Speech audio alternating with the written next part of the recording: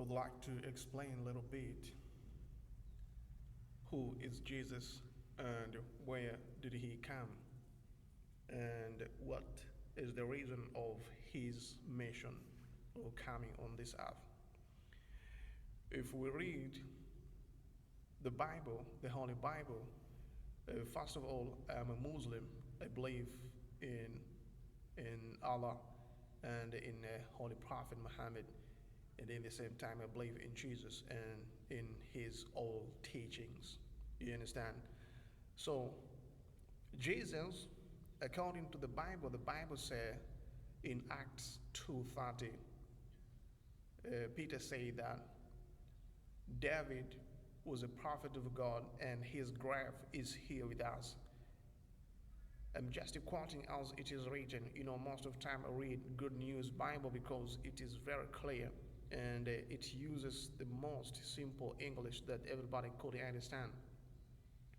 So Peter said that David was a prophet and his grave is here with us. God made a vow. God made a vow and promised to David that one from his descendants will be just like him, both a king and a prophet. So God promised to David that one from his descendants will be just like him, both a prophet and a king. So here we find that God didn't promise David that he will be the one, a descendant, or he will come from his descendant, or he will manifest himself into human flesh.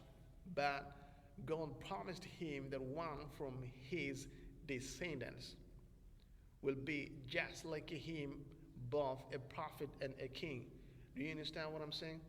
Finally, if you read in Revelation 22:16, we are going to find that the promised one was Jesus, because Jesus said by his own mouth, is saying that I'm descendant from the family of David. Do you understand?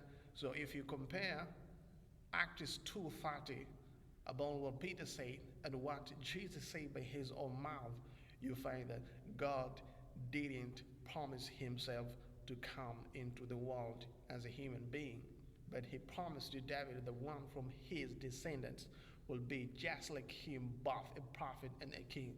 Now Jesus is telling us that I am a descendant, or I'm descended from the family of David. The other thing, it is shame and embarrassment when he said that God manifested himself from his form into human flesh form. You know why? Because a human being, the nature of human being, the form of human being, a human being are not purified people, are not clean people.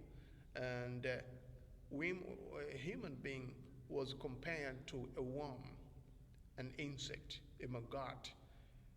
Another one who say this, the Bible is the one to prove what I'm saying. If you open John 24:5-6, John 24:5-6, or 25:4-6, the Bible asks that how then can a man be justified with God? How then can a man be justified with God? You understand? So if you compare this teaching to what Paul say, or to what John say, that God say that he made a man in his form. And the Bible say in Exodus 9:14, nothing likeness of him here on earth or in heaven. Nothing can be compared to God. God is unique. God is uncreated. So when you try to compare God with anything, that is a blasphemy in the kingdom of God. So the Bible is asking you that, how then can God be justified with man? How then can a man be justified with God? How can God be clean that he is born of a woman? How can God be clean that he is born of a woman? Which means it is impossible God to be born of a woman, because a woman is not clean, and everything that comes from human being is not clean, because you need to eat, and after eating, if not urinating, you will defecate. You understand? And anything that comes from your stomach is not clean. This is how God can't be born of a woman. The Bible continues to say that how much less is a man? How much less is a man but a maggot, and a son of man who is but a worm? You understand? A man is compared to a worm. So you can't compare God to a man. And this is why Jesus said by his own mouth in Matthew 23:9, Jesus said that, call no man to be the Father here on earth. There is only one Father who is in heaven. So if Jesus said that, call no man, never ever trying to call any man to be the Father, to be the God here in earth. There is only one God who is in heaven. So why do you call Jesus to be God? Why? Jesus said that never call any man. Now we find Jesus being a man. And Peter said in Acts 2:22, Peter said that Jesus of Nazareth, he said to Israel people that men of Israel, listen to his. Hear this.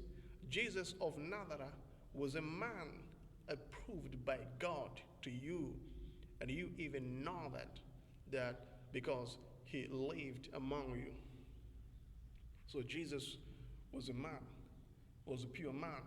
Read Romans 5:8. Romans 5:8, it says that Jesus, being a human being, he belongs to the most famous Hebrew ancestors. Do you understand what I'm saying? So you can't compare human being to God, because God is unique. God is uncreated. But Jesus was created. And Jesus himself said by his own mouth in John 6:57, he said that I live because of God. So something which lives because of God is not a God, because God lives not through anybody. He lives through himself, not through anybody. Do you understand what I'm saying? This is the topic that I wanted to share with you today, knowing that Jesus is not a God, because God is not a man. The Bible says in number 23:19, it says that God is not man that he should lie, neither the Son of God, neither the Son of Man. You understand? Malach, if you read Hosea 11:9, God say that I'm God and not a man. You understand? If you read Malach 3:6, God say that I'm God and I change not. This is the Bible, you understand? So we need to read the Bible and do some investigation and research deeply in order to understand what was the mission of Jesus. Jesus was a prophet of God. I have more proofs. If you have time, we can sit and speak more about it.